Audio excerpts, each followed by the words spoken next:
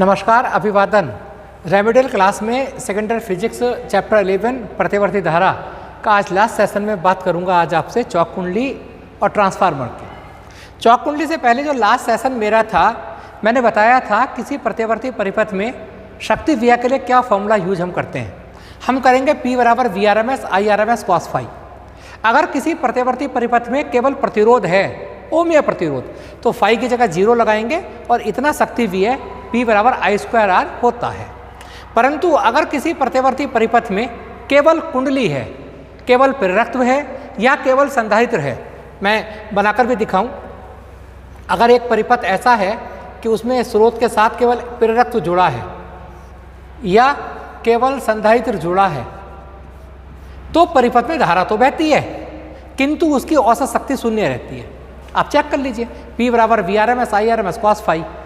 L वाले परिपथ में या C वाले परिपथ में कलांतर 90 डिग्री होता है और cos 90 का मान 0 होगा और शक्ति 0 हो जाएगी। यानी ऐसे परिपथ में, इन दोनों प्रकार के ऐसे परिपथ में धारा तो बहती है किंतु धारा की औसत शक्ति शून्य रहती है और ऐसे परिपथ को हम वाटहीन परिपथ कहते हैं और बहने वाली धारा को हम वाटहीन धारा कहते हैं।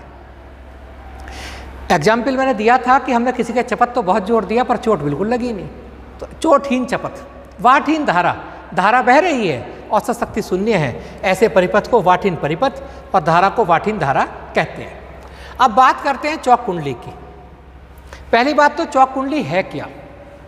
देखिए, चौक कुंडली स्वयं प्रेरण की घटना पर आधारित एक उपकरण है और एक ऐसा उपकरण है जिसके द्वारा प्रत्यावर्ती धारा की प्रबलता को कंट्रोल किया जा सकता है ना।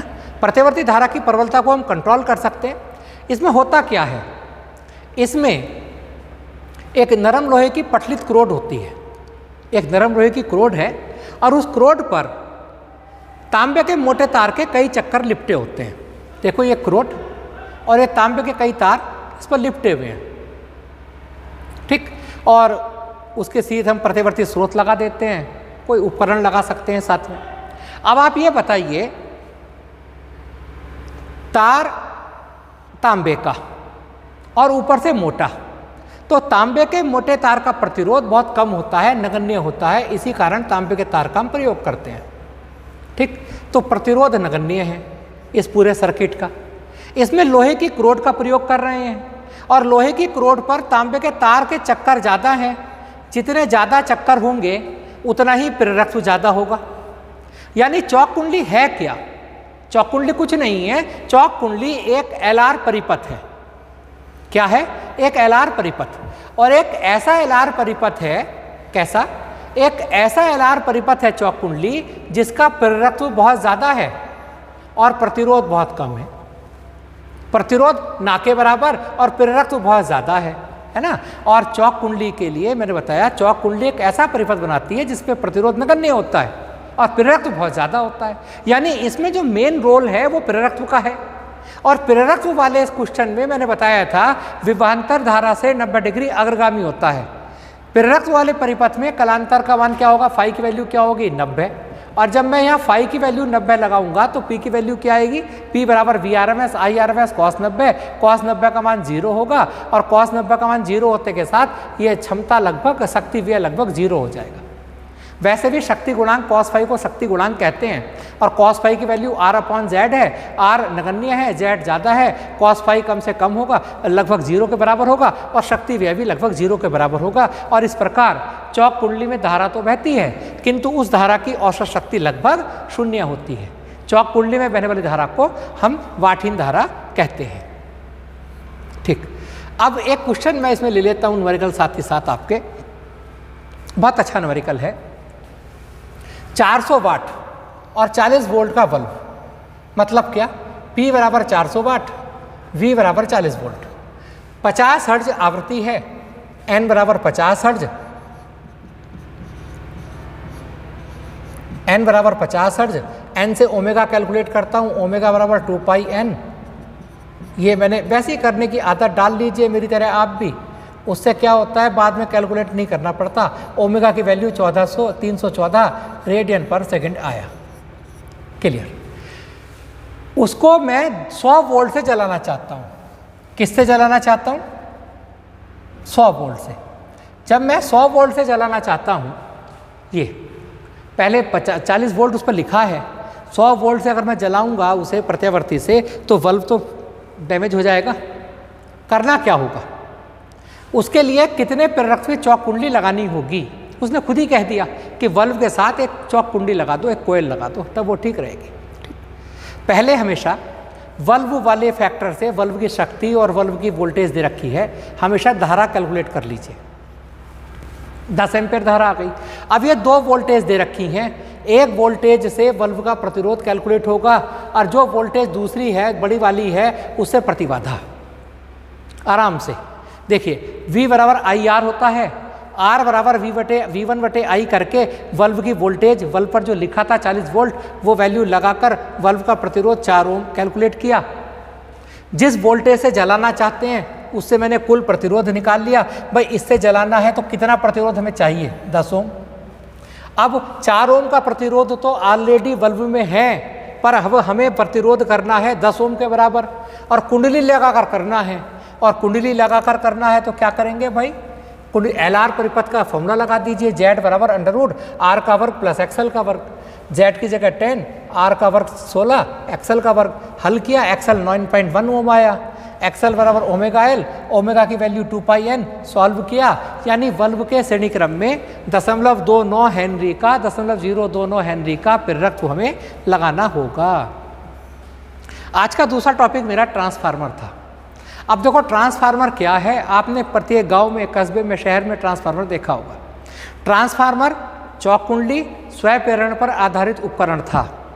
ट्रांसफार्मर अन्योन्य प्रेरण के सिद्धांत पर कार्य करता है। ट्रांसफार्मर है क्या? ट्रांसफार्मर अन्योन्य प्रेरण के सिद्धांत पर आधारित एक ऐसी युक्ति है जिसकी सहायता से निम्न प्रत्यावर्ती वोल्टेज की धारा को उच्च प्रत्यावर्ती वोल्टेज में बदला जा सकता है, जिसकी सहायता से प्रत्यावर्ती धारा के विभव को बढ़ाया जा सकता है या प्रत्यावर्ती धारा के विभव को घटाया जा सकता है। 2 प्रकार के ट्रांसफार्मर होते हैं, एक वो जो निम्न वोल्टेज को उच्च वोल्टेज में कन्वर्ट कर दे, एक वो जो उच्च वोल्टेज को निम्न वोल्टेज में कन्वर्ट कर दे, प्रत्यावर्ती धारा को। इसे 2 प्रकार के ट्रांसफार्मर कहते हैं, एक होता है उच्चाई ट्रांसफार्मर, एक होता है अपचाई ट्रांसफार्मर। ठीक, अब ये ट्रांसफार्मर की मैं रचना की बात करूँगा छोटी सी देर में। इसमें नरम लोहे की एक पटलित क्रोड होती है। ये आयताकार क्रोड जो है ये नरम लोहे की पटलित क्रोड है। पटलित का समझते हैं ना, जैसे जब हम किसी खाना खाने जाते हैं कहीं पर, वो प्लेट रखी होती हैं, किसी कहीं शादी ब्याह में जाओ तो मेज पर प्लेट रखी होती है एक के ऊपर एक, पर वो तो टच करती हैं एक दूसरे को, यहाँ टच नहीं करती हैं।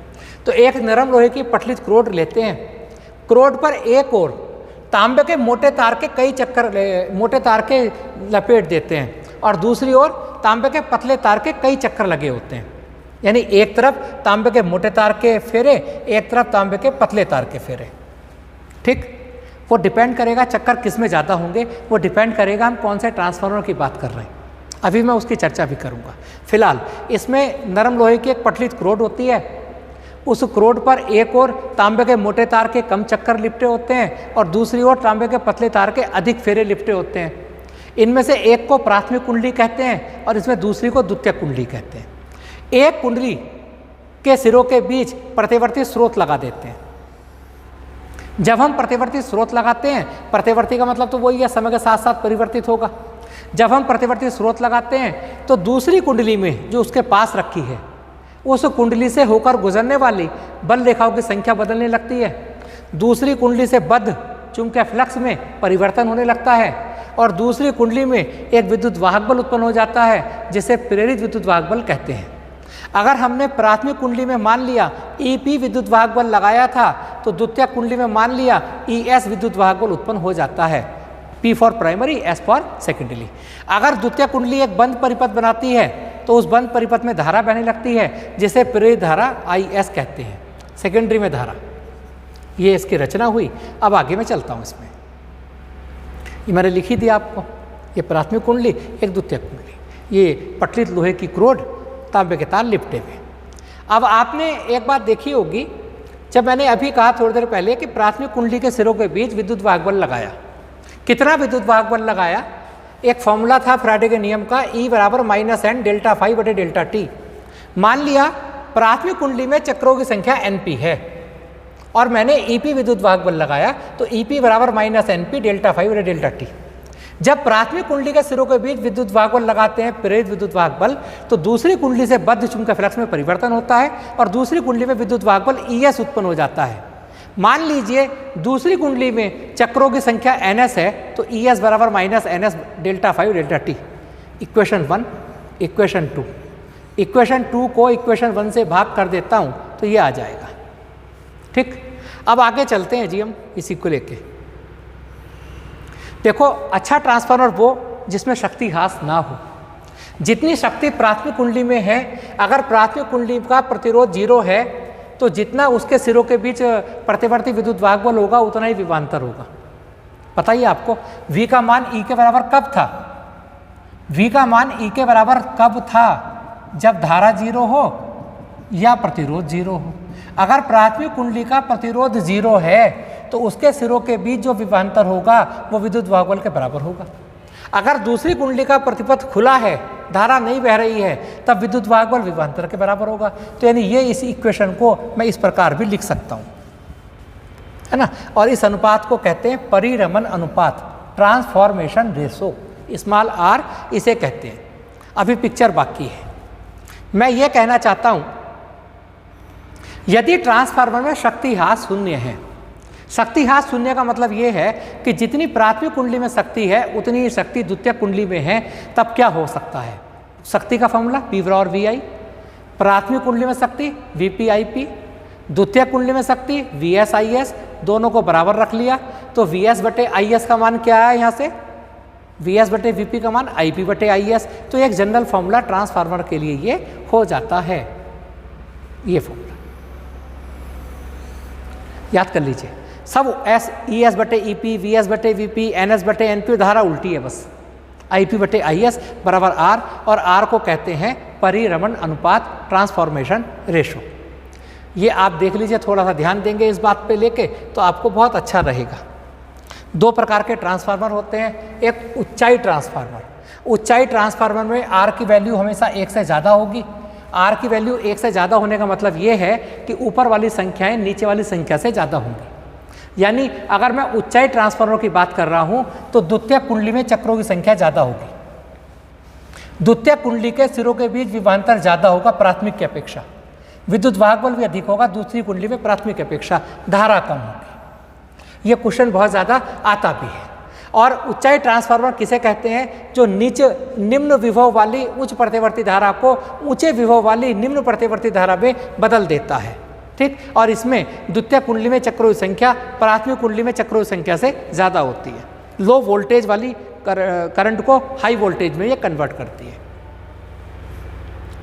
अपचाई ट्रांसफार्मर इसका जस्ट अपोजिट है।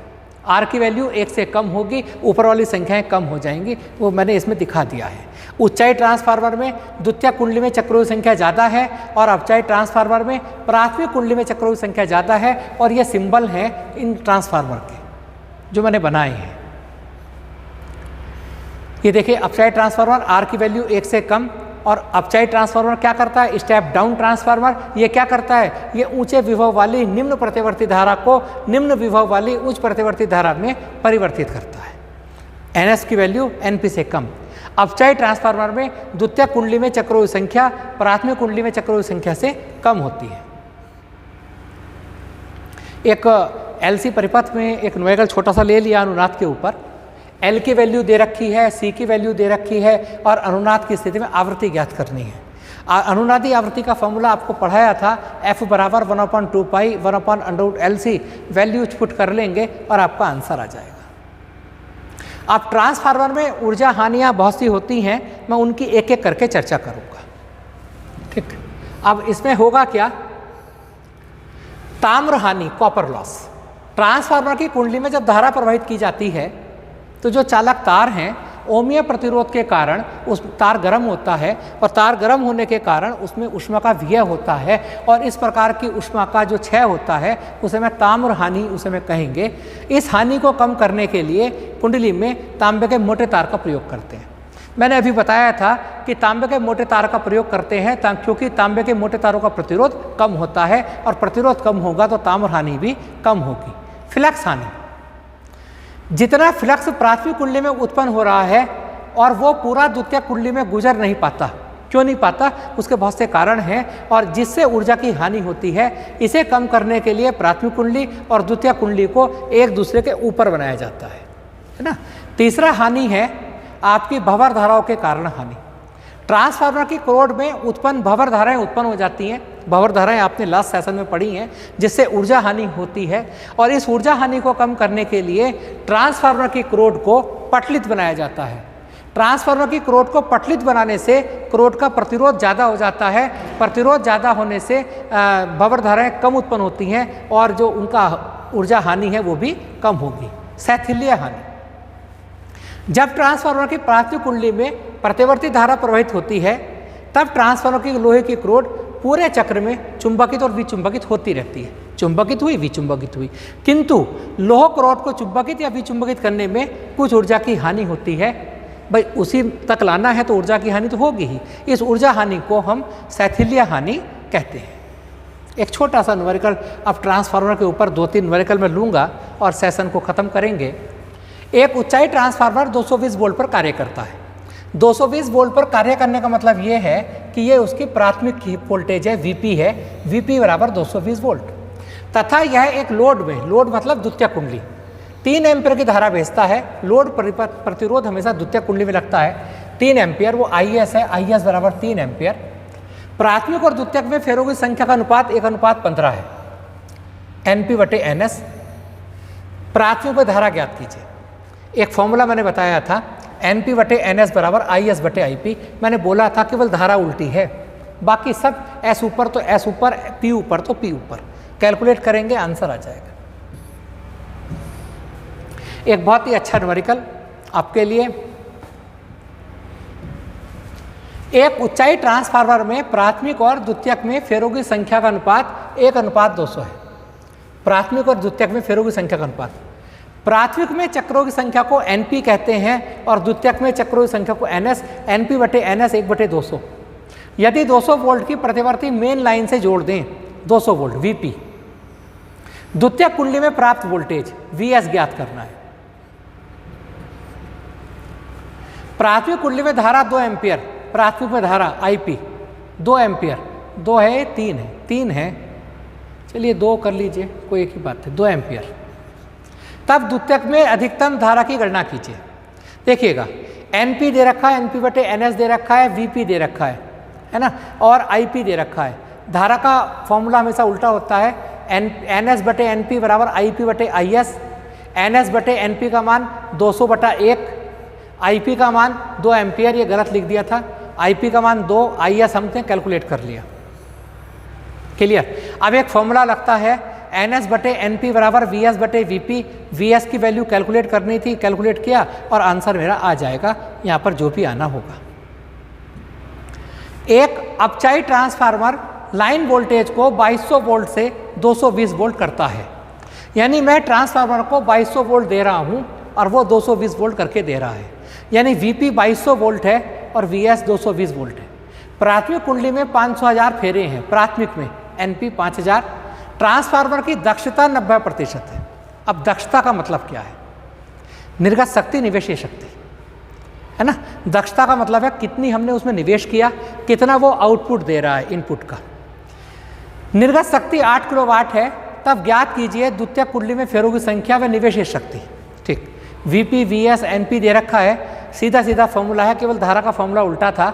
NS/NP बराबर VS/VP, वैल्यू पुट की NS आ गया, NS आया। अब एक दक्षता का फॉर्मूला याद कर लीजिए। ट्रांसफार्मर की दक्षता का फॉर्मूला होता है निर्गत शक्ति बटे निवेशित शक्ति गुणा 100। दक्षता 90% दे रखी थी, निर्गत शक्ति 8 किलोवाट प्राप्त हो रही है, निवेशित शक्ति पूछ रहा था, हल किया, 8.89 किलोवाट मेरा इसमें आंसर आया। एक बोर्ड का बहुत पॉपुलर क्वेश्चन आपको ध्यान से समझना होगा। एक रेडियो को MW प्रसारण बैंड के एक खंड के आवृत्ति परास के एक ओर से दूसरी ओर तक समस्वरित किया जा सकता है। आपने रेडियो में देखा होगा FM, MW, AM ये सब देखा होगा। ये आवृत्ति का रेंज है, यानी उस रेडियो स्टेशन द्वारा कम से कम आवृत्ति 800 किलो हर्ट्ज है, ज़्यादा से ज़्यादा आवृत्ति 1200 किलो हर्ट्ज है। किलो को 10⁻³ से गुणा करते हैं। LC परिपथ में प्रेरकत्व 200 माइक्रो हेनरी है, उसके परिवर्ती धारिता ज्ञात कीजिए। परिवर्ती मतलब एक बार इस आवृत्ति के लिए कैलकुलेट करेंगे, एक बार इस आवृत्ति के लिए कैलकुलेट करेंगे तो एक रेंज आ जाएगी। L बराबर 200 माइक्रो हेनरी, माइक्रो को 10⁻⁶ से गुणा करते हैं। F की वैल्यू दे रखी है, पहले वैल्यू का यूज करूंगा 800 किलो हर्ट्ज का। आवृत्ति का फॉर्मूला आपने अभी पढ़ा था, F बराबर 1/2 पाई 1/√LC।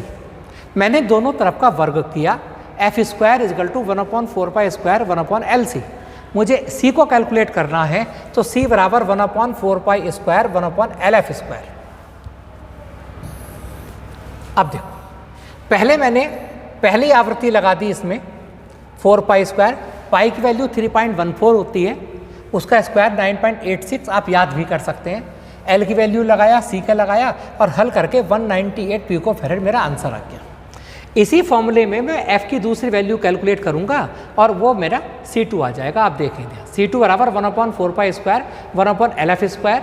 C2 की वैल्यू पुट की 4, पाई की 3.14, F की वैल्यू दूसरी पुट की और ये आंसर आ गया। यानी परिवर्ती संधारित्र, परिवर्ती संधारित्र का मतलब है वह संधारित्र जिसकी धारिता बदलती रह सकती हो, तो वो धारिता 188 पिकोफैरेड और 198 पिकोफैरेड के बीच होगी।